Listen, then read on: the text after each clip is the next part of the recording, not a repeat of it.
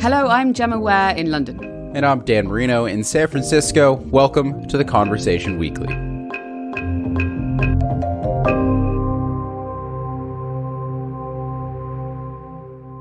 One thing that I've found really interesting recently is the way that the entire country in the UK, from the conservative politicians in Parliament all the way down to random people on the street, all turned on Liz Truss and kicked her out as Prime Minister.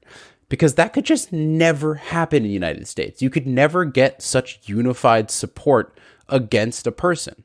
Yeah, it was an actually remarkably unifying moment where most of the country seemed completely to turn against the Prime Minister in a very short space of time.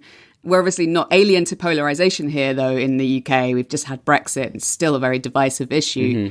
So I wouldn't say we're free from it, but right, this moment was pretty unique in our recent political history. But, you know, when we hear about politics globally, it's often couched in these terms about polarisation. Well, we're at the worst point ever. Absolutely. And that's how it feels in the United States. Like Donald Trump famously said he could walk down Fifth Avenue in New York City, shoot somebody, and barely lose any support.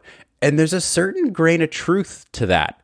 And as you say, Gemma, it feels like this is happening all over the world. Yeah, from Brazil to Brexit to Italy, it can feel like we're at our most polarised right now. But I actually wanted to find out if that's true. Are we at our most polarised? So I went out and found somebody who's been looking at the data to answer that question. If we look worldwide, what we see is recently in the 21st century, a rising trend since about 2005 across the world, everywhere except Oceania, which is basically New Zealand and Australia.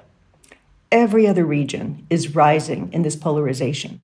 This is Jennifer McCoy, a professor of political science at Georgia State University in Atlanta, Georgia, in the US. She's an expert in how countries polarize and depolarize. The data she uses for a lot of her research comes from an institute in Sweden called the Varieties of Democracy Institute, or VDEM. Every year, they survey experts around the world, asking them to rate their country on the degree to which society has divided into political camps that are hostile towards each other. They've gone backwards in time to create this indicator going all the way back to 1900 and up to the present. Looking at this data, the world was extremely polarized during the world wars. So we're talking about war, violent conflict. And then other countries, what we see, they can go in periods. There was a period preceding in Latin America the arrival of military dictatorships in the 1960s and 70s. So that was extremely polarized. And countries that were in independence struggles. So post-colonialism in Africa, in Asia, those can be very polarizing. So it partly varies by region. So it's not necessarily that we're the most polarized that we've ever been, but it's increasing in most places. Yes. It's useful to actually hear the data on this because it certainly feels bad. Yeah, I agree. I was surprised too. I would have thought we would have been at our most polarized. And we should actually be clear what we mean here, right? This isn't about conflict between two countries, say like Russia and Ukraine, or even a global split in the way different parts of the world, like the US or China, might think about each other. But it's actually what's going on inside a country and inside its society, how polarized it is there. And Dan, I got thinking about this kind of internal polarization after this episode we did a couple of weeks ago about Brazil and the situation there ahead of its election. And it got me thinking about, how do you get out of this situation? How do you depolarize a country that's incredibly divided? And how do you bring people back together if they're already miles and miles apart in the way they think about their own country and their own identity? That's an excellent question, Gemma, and an important one too, because people are always pointing to polarization as this problem, but very few people talk about how to actually solve it, other than like, be nice to your neighbor and assume they're also a human too. But it's so vague. Like, how do we actually fix this on a national level? Exactly. And that's what I've been looking at for this episode. What techniques might actually work to depolarize a deeply divided country? And Jennifer McCoy is actually a really great person to talk to about this because she's currently writing a book about depolarization. And when I asked her about how she got into thinking about this idea in the first place, she said it all began in Venezuela. I was studying Venezuela as a researcher, as an academic. I'd written a lot about its politics. And then I also became involved with Jimmy Carter's Center for Peace, Mediation, and Democracy Support that he established after his presidency. So I was the director for the Americas program. This is what she was doing in 1998, when Venezuela elected Hugo Chavez as president. 6 years earlier, Chavez had led a failed military coup and then spent time in prison for it. But his popularity grew, and as he campaigned for the 98 elections, he promised to bring about tremendous change. The Carter Center was invited as election observers, and we came to know Hugo Chavez and many of the players. So when they had a really severe political conflict about 3 years later, into his term and an attempted military coup, he asked us to mediate with his political opposition. And so we did that for 2 years, worked with the Organization of American States and the United Nations to try to help resolve the conflict before it would turn violent. Tensions remained very high. It became, for example, very difficult to even find a place to bring the two sides together, because even spatially and geographically, different buildings, different neighborhoods were seen as either pro-government or anti-government, and both sides didn't want to meet in the same place. So we had to find neutral places to meet, which was difficult. And we saw the media polarized, almost two virtual realities if you watched the state-owned television versus the privately owned television. And we began to see people referring to those on the other side in very negative terms, as well as the political leaders demonizing the other side and sort of creating enemies. Through negotiations, the situation eventually calmed down, but the die had been cast. Chavez turned out to be a very confrontational and controversial leader, and I watched that society divide and polarize and eventually democracy erode, and now I would say it's a failed democracy. And so I was very concerned about this whole process. Jennifer began to notice similar dynamics happening in other countries. Egypt, after the Arab Spring and with the coup against their first elected leader, countries like Turkey and Hungary, and then even in the United States.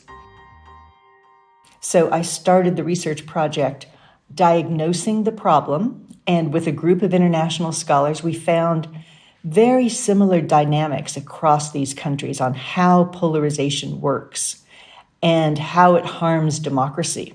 Let's concentrate for a moment here on what Jennifer means when she talks about polarisation, because the term can mean different things to different people. It's traditionally been used in the United States to refer just to differences among political parties or citizens on issues or their ideological vision for the society.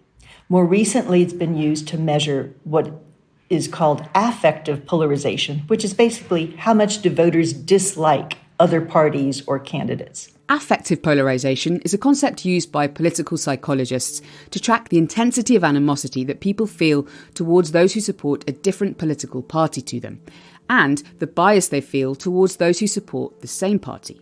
It's often used to measure political partisanship, for example, the way Trump supporters feel about Biden supporters in the US. But it can be used in relation to political stances too. So, for example, in the UK over the question of Brexit, how much people who supported Remain dislike and distrust people who supported Brexit and feel more positive towards people who voted Remain. But when Jennifer talks about polarisation, she's talking about it in a wider sense. What I'm talking about in my research with my colleagues is something broader and more fundamental. It's the process of simplifying politics in a way that creates two opposing and mutually distrustful political camps. So it does this most often when some political leaders or wannabe leaders use a polarizing strategy to divide people into us versus them camps. And what they do is actually minimize the cross-cutting ties that a normal democracy has, where people can connect on different dimensions of identity and interest with others. And instead, the two camps end up seizing communication and interaction. They no longer feel like they can compromise, or if they compromise, it will be giving up their own values or status. Okay. It's almost like the polarization is being caused by actual decisions within political parties or strategies by, say, politicians or other figures who are actually seeking to polarize. That's what you mean? Yes. Well, we have found, in fact, that it is often led by political leaders, political entrepreneurs, ambitious people who know that using this kind of divisive language and rhetoric and creating an enemy, identifying an enemy or a scapegoat for problems, is a winning electoral strategy. And we're talking mostly about democracies here, or flawed democracies. So it's a winning strategy because if you can create outrage or anger or resentment among people, they will look to you as a way to defend them and protect them from this other side that has now been identified as an enemy threatening them. So we see this polarizing strategy as very nefarious and very often used by politicians. Well, that's very disappointing, but I can't say I'm surprised. I'm all too familiar here in the United States with politicians using polarization as a tool to build up an impenetrable base of support that just is founded on hating the other.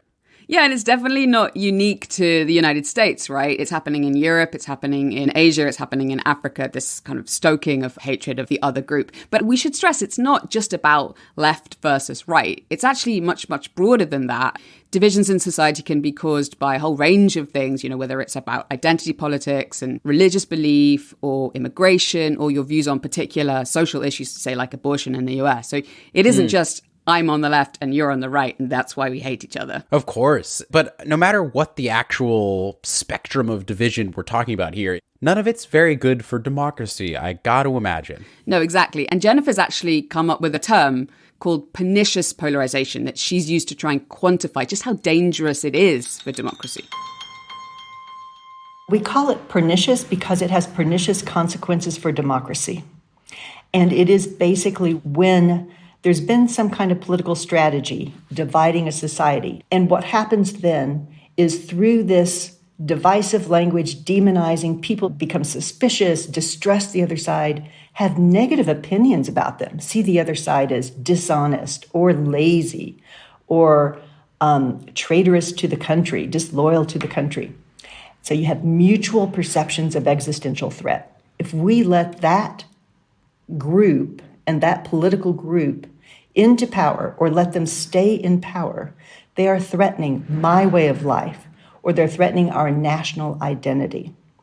And that is what leads people to say, okay, I'm willing to give up democracy in order to keep my people in no matter what, or keep those people out or get them out, even if it takes undemocratic actions. So that's partly why we're seeing people continuing to vote for leaders who are actually eroding democracy. It's because they think it's very important to keep those leaders in and keep the other side out. And what about right now? What examples could we point to of pernicious polarization going on today? The large multiracial or multicultural democracies are three of the top: US, India, and Brazil.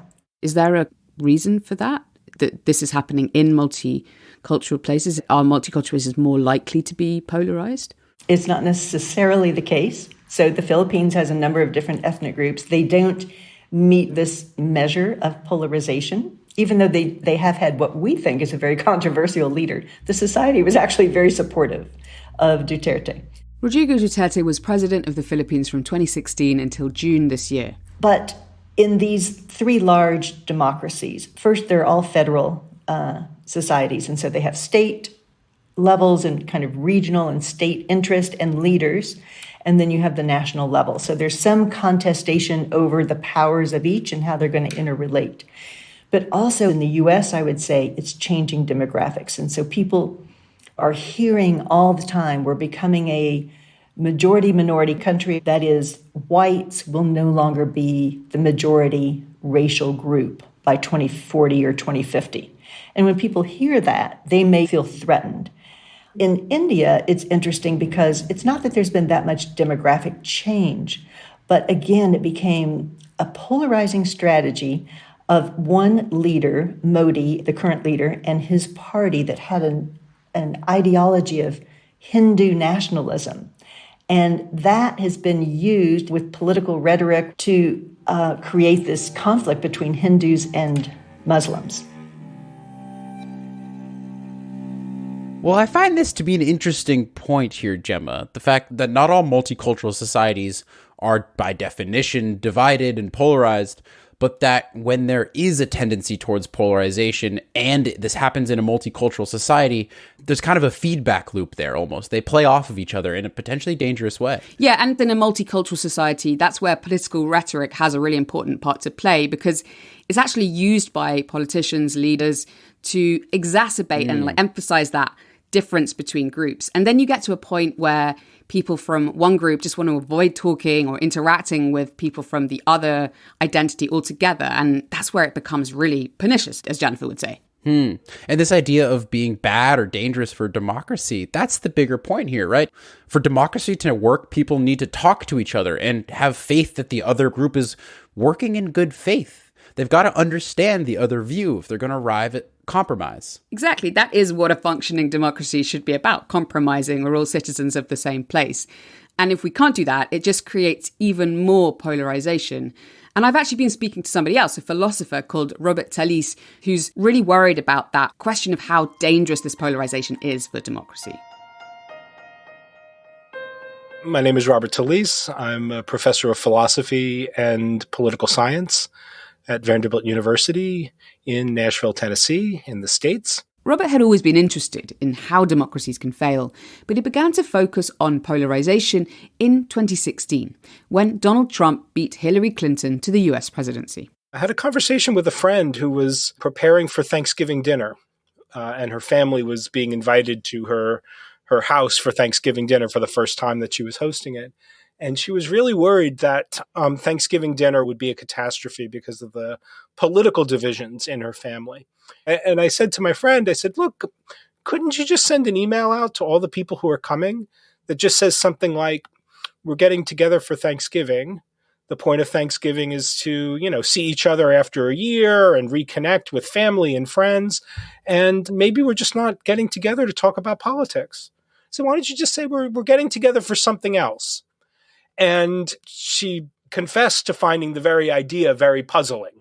So the way I got into this was thinking that, well, wait a minute, the very idea of a social gathering that's not orchestrated or organized around political ideals was something that was becoming increasingly alien to us. I started looking into the data and was discovering that these were robust trends that the United States was very quickly becoming a country segregated according to partisan loyalty.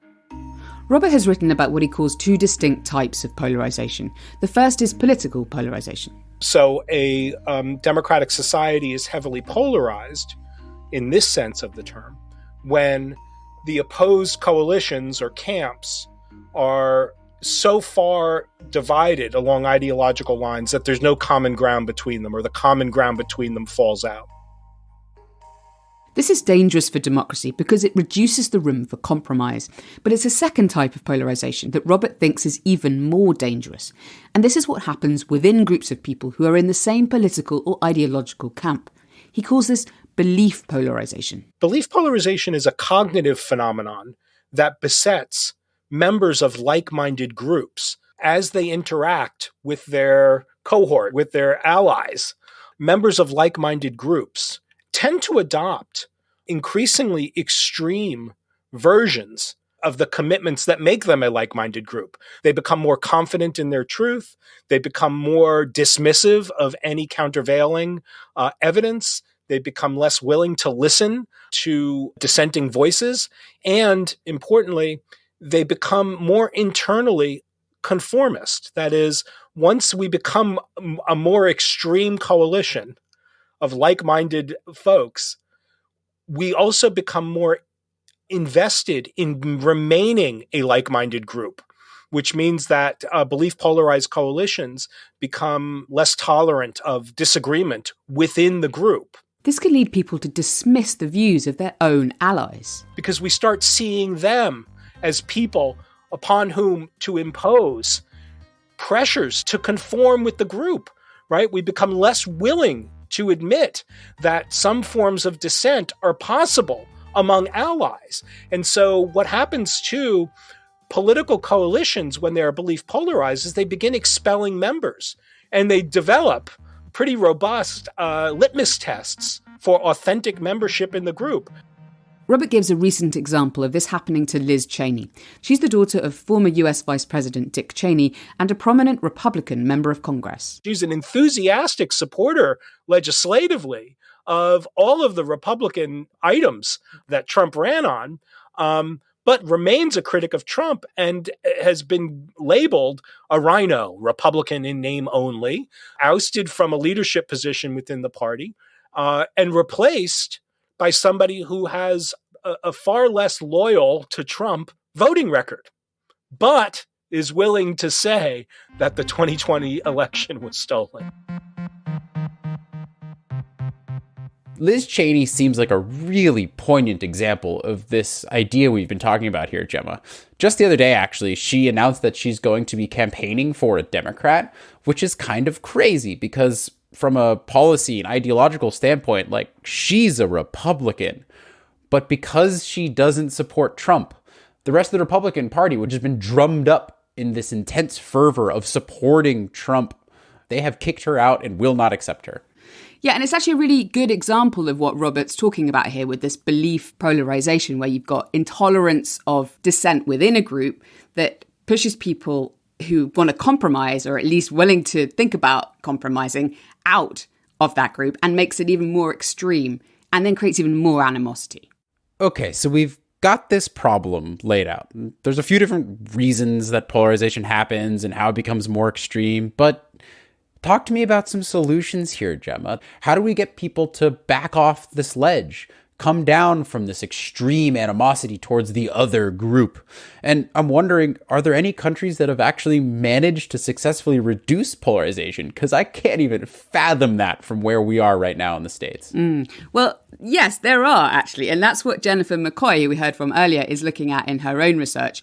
She's been using that big data set we heard about earlier, the VDEM data, to study examples of countries that have managed to depolarize. And she actually started out by identifying 205 cases of this pernicious polarization around the world. From that, about half actually depolarized. So we looked at those cases that depolarized and started to analyze those. For a depolarization event to count, the country had to record 5 years where it wasn't facing extreme levels of polarization. We looked at the context surrounding those. And what we found, very interestingly, was that 3/4 of those depolarizing episodes, where they went down below the pernicious level, happened under conditions of major systemic interruption. And by that, I mean it was an independence struggle, it was the end of a civil war or an international war, it was a foreign intervention, or it was a regime change, mostly from an authoritarian to a democratic type of political government. The other quarter of these depolarization incidents occurred inside an existing political system, be that a democracy or an autocracy, for example. It's these cases that Jennifer and her colleagues are particularly interested in studying to figure out what happened and why. So it's mostly happened over time within the mid-range, the electoral democracies or the electoral autocracies. And very interestingly, there are hardly any cases of the full-fledged, what we call liberal democracy, which are mostly the advanced, the wealthy Western countries, that ever reached pernicious polarization for a few years and then had to come down. We have very few examples of that. And so the United States is one that is now at that level, has been at that level for more than 5 years, and hasn't come out of it. And so we're saying, okay, how can we find examples for the United States? It's very difficult because we don't have much, but we have a few. One is South Korea, which experienced high levels of polarization in 2015 to 16 due to a political scandal surrounding President Park Geun-hye, who was trying to grab more power around her person. And they ended up with a large social movement, grassroots protests, and that kind of pressured the political parties on both sides on a bipartisan basis, finally, to impeach her. So they were able to resolve that one. Another example of an electoral democracy that brought itself back from high levels of polarization is Bolivia, which elected its first indigenous president, Evo Morales, in 2005. The indigenous population, who had been really marginalized in that country's history, gained power through elections in the early 2000s, and it became very polarized and confrontational. They were trying to write a new constitution, and they actually had the more industrial, whiter part of the country threatened to secede from the country. They were able to work out a compromise between the two halves over the new constitution. So they depolarized for 8 to 10 years. But now they began to repolarize again because that same president was still in power and was, again, concentrating power in himself. He insisted on running again for another term in 2019. He was ousted in a controversial election, and the country still remains highly polarized. So what we see is successes, but then it's a question of can they sustain it? Yeah, and that's the key question, really, isn't it? How sustainable are these episodes of depolarization? So what examples are there of places where it has been sustained? Yeah. Well, what we found is only 14% of cases actually could sustain it in the long term. So examples would be after World War II, countries like Norway, Finland, Belgium, they were able to depolarize and sustain it to the present. Okay, now they established very strong democratic institutions. They practice a form of consensus politics. And they also have, Norway and Finland, relatively homogeneous populations. And Norway, of course, has oil revenues as well. So it helps. And they're small countries. So they were able to sustain it. But think about this. Panama is a small country in Latin America, but doesn't have a lot of those advantages that the Scandinavians have. Yet after they had suffered through a military dictatorship, and the last dictator was General Noriega, who was actually overthrown with the U.S. invasion, they went through a process of dialogue and reconciliation as they transitioned back to democracy in 1989, 1990. And they've maintained a stable democracy with fairly low levels of polarization since. It seems, though, that the more common example is a cycle. Yes. Polarization, depolarization, and then polarization again. Is that kind of what your data is showing? Definitely. We're definitely seeing it as cyclical, or at least that countries are experiencing fairly high levels of polarization for a long time. So we call that managed. So I'll give you an example of that. France, after World War II, restarted its democracy, but it suffered, just like many countries. In 1968 was a peak year of the student movement, riots and protest, division. So it experienced very high polarization in that year.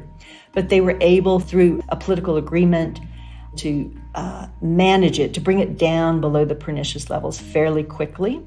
But they've been living with fairly high divides over immigration, over who is a rightful citizen, over the notion of secular politics in that society. So they're managing fairly high polarization, but I would say susceptible to moving back up into the pernicious level. From what you've been saying, there are clearly multiple paths out of polarization, and it kind of really depends on the size of the country, its institutions, how ready people are to compromise, I guess, in some situations. But have you been able to identify any wider trends in what makes depolarization successful, particularly when it happens inside a democracy? Yes. We think we've identified two fundamental conditions that will help and that countries need to be looking at today. So one is that the countries that sustained for decades, what they often did was revisit what I would call the basic social contract between governments and citizens. That is, how economic resources should be distributed, what level of support is considered minimally necessary for every citizen to maintain a decent standard of living, how to have an inclusive society respecting the rights of all groups, even groups that had been shunned, like the indigenous in Canada, or there's a small group in Finland or in Sweden, the Sami. But the second condition is, very crucially, they have to learn how to adapt to changing circumstances. And this, I think, is perhaps the hardest thing. Those circumstances might be demographic change, might be through immigration, or different birth rates of various religious or ethnic groups in a society. Those changing circumstances may also be global factors, like globalization and technological change. The automation of many jobs leaves many people out. They've got to find new types of employment. This is the kind of thing that countries and political systems need to be able to adapt to in order to sustain depolarization and keep their democracies resilient. There is no one-size-fits-all solution then. Each country will need to diagnose the factors that are driving polarization in its own society. If it's just a single leader that's really creating this and, inventing divisive agenda and enemies, you might be able to do it. But when it extends into the society, even removing that leader is not going to be a solution because the society is now distrustful and polarized. So in the United States, I would say the institutional arrangements, especially the way we elect our representatives, is a crucial factor that we need to address and change. That may not be the case in other countries. And we've got to look at what are the grievances in the society. Is it economic? Is it cultural? Values? What is it? And try and address those grievances. It's going to be looking at the role of media and who controls it. So in countries that have already backslidden democracies, one of the first things that democratic eroders do is try to get control of the media and either make it all state-owned or have their friends, their cronies, buy out commercial private media. So we need also, I think, new business models for media and for social media.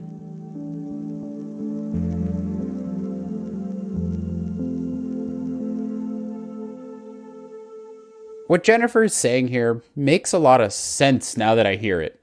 Of course, we're never going to be able in the US or Brazil or really polarized places all agree on the same things, but I'd like to hope that we can take it down a notch and at least work together and have functional democracies as a basic starting point. Right. This is the idea of managing polarization. And it's actually something that Robert Talisse was talking to him about too. He was pretty dubious about whether it's possible to get rid of polarization altogether, but he does think it's possible to manage it. We can't eliminate polarization because the kinds of activities we are required to engage in sometimes as democratic citizens, coalition building, right?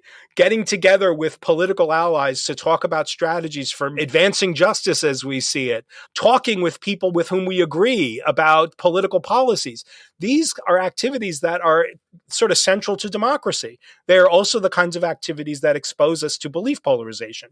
So that's why we can't eliminate it. Belief polarization is the byproduct of responsible democratic citizenship. Robert thinks that responsibility for trying to manage the problem lies with citizens, not with politicians themselves, because they're often too invested in actually fueling the polarization because it can be a winning electoral strategy.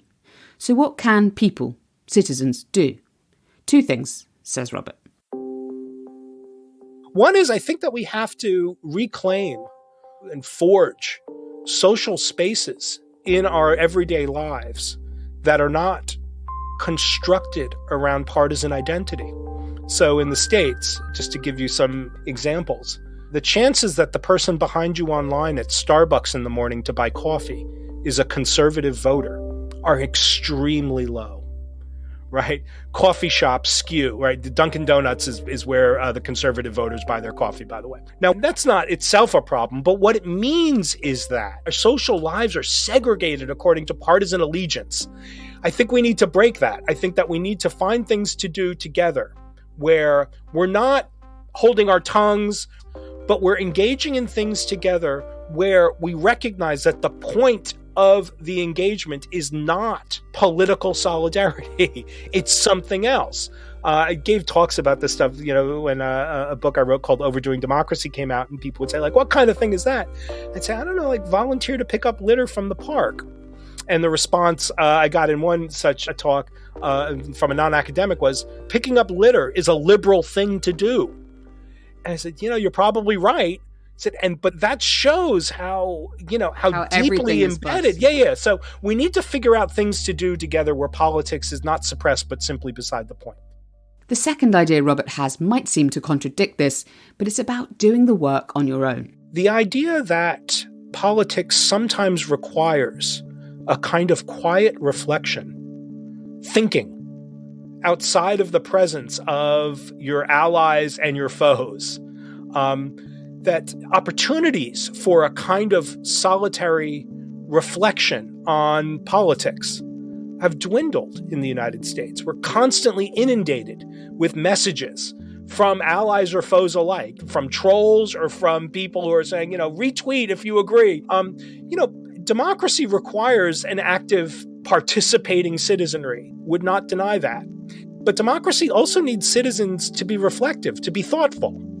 I think that the idea that democracy sometimes looks like a person sitting alone in a library and, reading a book that might not be about American politics, might be about politics in India, might be about, reading Homer, reading something that's about politics but is removed from the context of the here and now, that itself is an important activity of citizenship for the here and now.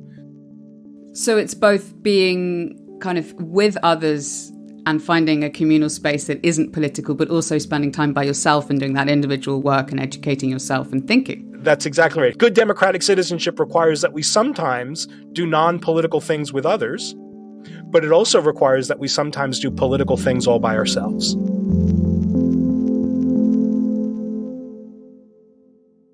So Dan, how do you feel now after listening to these solutions? Has it left you hopeful that there's a chance to depolarize a country like yours, like the US? Yes and no, right? On the one hand, it's awesome to hear that there are these ways that work. But on the other hand, it's like people actually got to do them. And that's not necessarily a given.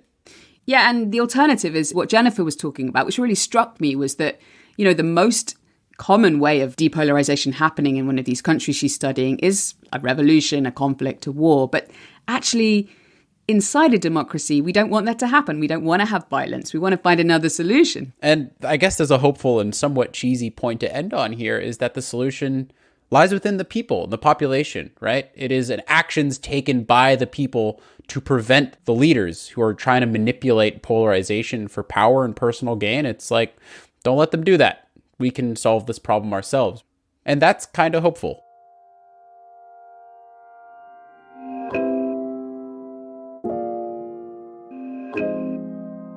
That's it for this week. Thanks to Naomi Shalit at The Conversation in the US, who's been very busy covering the US midterm elections, but has been a great help with this episode. You can find us on Twitter at TC_audio, Instagram at theconversation.com, or email us podcast@theconversation.com. If you like what we do, please support the podcast and The Conversation more broadly. Just go to donate.theconversation.com. This episode of The Conversation Weekly was produced by Mend Mariwany and Katie Flood.